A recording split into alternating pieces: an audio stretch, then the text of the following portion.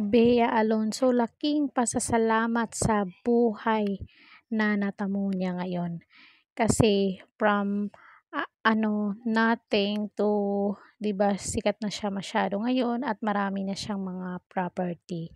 So kung bago pa lang kayo dito sa ating channel, don't forget to like and share at subscribe nyo ako para ma-update kayo sa latest video dito sa showbiz. So ito na nga, mula pagkabata ay katuwang na ni Bea Alonso sa buhay ang inang si Mary Ann Garcia, ang aktres ang panganay sa dalawang magkapatid. Ayon kay Bea ay masyado silang disiplinado sa ina noon. Pinapalo kami dati ng hanger at sinturon.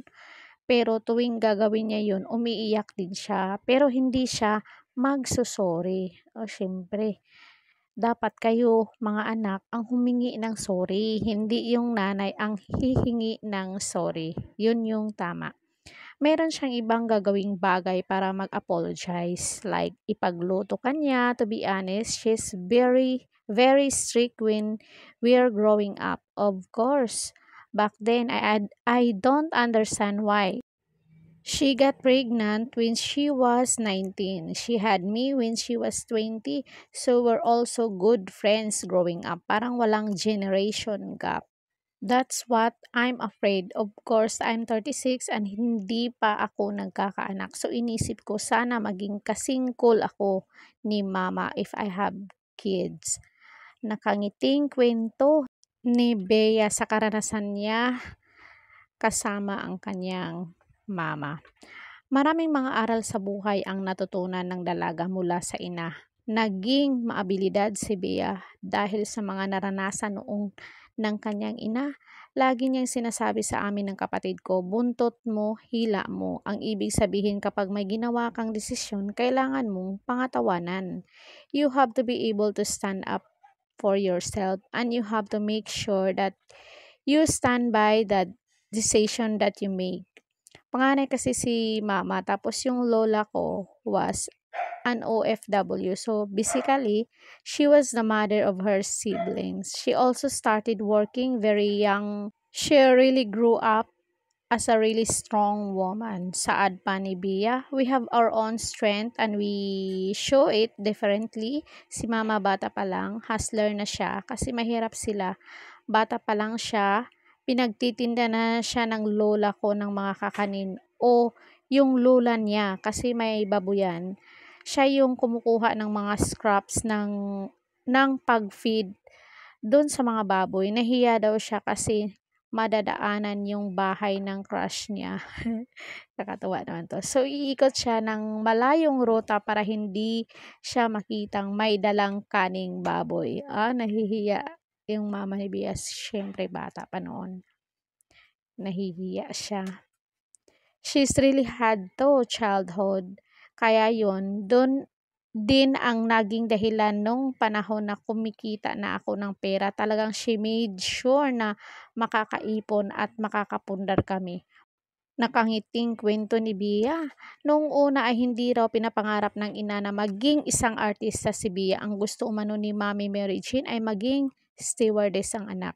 Yun ang pangarap niya. Kaya lang, iba na naman ang pangarap ko to become an actress. She never really wanted me to become an actress. Ayaw niya. Wala niya. Hilig ko. Kasi kapag nanonood ako ng TV, ginagaya ko yung mga napapanood ko. Halimbawa, sina Ate Julian Santos, Ate Claudine Barito. Kapag naiiba na yung music, alam ko, iiyak na siya. Nasa harapan ako ng mirror, nandito yung TV, nakikipag-unahan akong umiyak sa kanila.